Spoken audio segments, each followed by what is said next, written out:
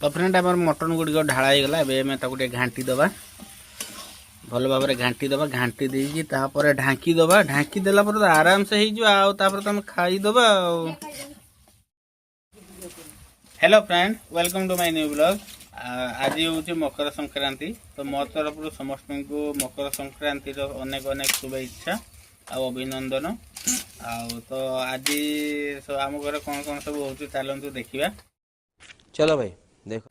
तो फ्रेंड देखी पारे चुली रे पियाज सब माने फ्राई कराऊँ पियाज या कौन कराऊँ ना आज हूँ आम मटन हो तो से आज पियाज ए फ्राई कराऊँ ये सब मसला रेडी हो जाइए।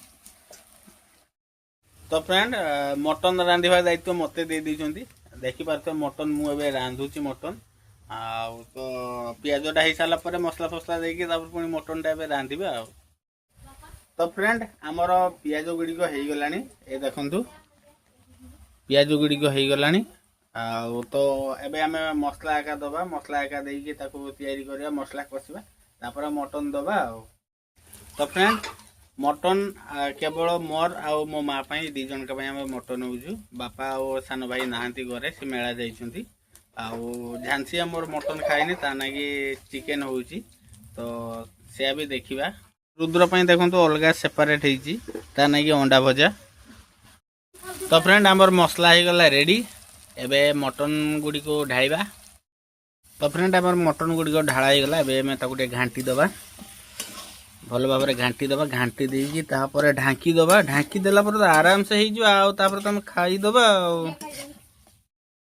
घाटा गुटी सरीगला एबे ढांकी दबा अध घंटा पाखापाखि रेडी हो आमर मटन मझिरे मझिरे टिके काढ़ी घाटिबा नने तले लगे। तो फ्रेंड देखी पारे झांसी आम रोसई कर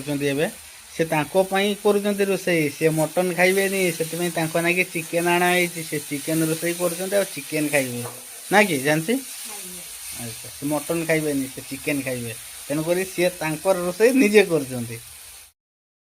तो फ्रेंड बहुत टाइम हो गलानी चुली रे बसिकी एबे टिके ताको काढ़ी घाटी दबा ये रहा देखो ये काढ़ी घाटी दबा।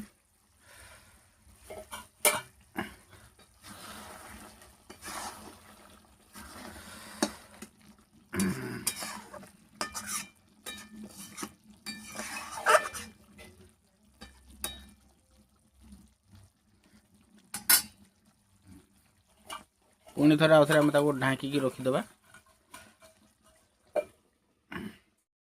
तो फ्रेंड देखिए तो एपट साइड आम झांसी तार चिकेन रेडी हो गलानी आमर किंतु मटन एत पर्यंत रेडी है नहीं। तो फ्रेंड आमर मटन झोल रेडी हो गला एबे टिके आमे टिके ऊपर टिके धनिया पत्र पकाई देबा।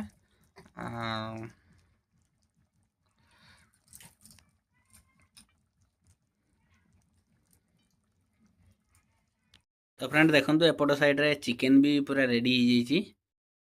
तो फ्रेंड आमर तो रेडी हो गला मटन भी चिकेन भी रेडी हो गला। तो आपण मैंने मकर रे कौन सब करुचंती कमेंट माध्यम रे जणैबे और वीडियोटी केमती लागला कमेंट माध्यम रे जणैबे। वीडियोटी भल लागिला लाइक शेयर और सब्सक्राइब करबा पे भूलिबेनी। देखा हबो आउ एक नूतन वीडियो रे रहूची। जय जगन्नाथ। आमे एबे चललु खाइबा पई।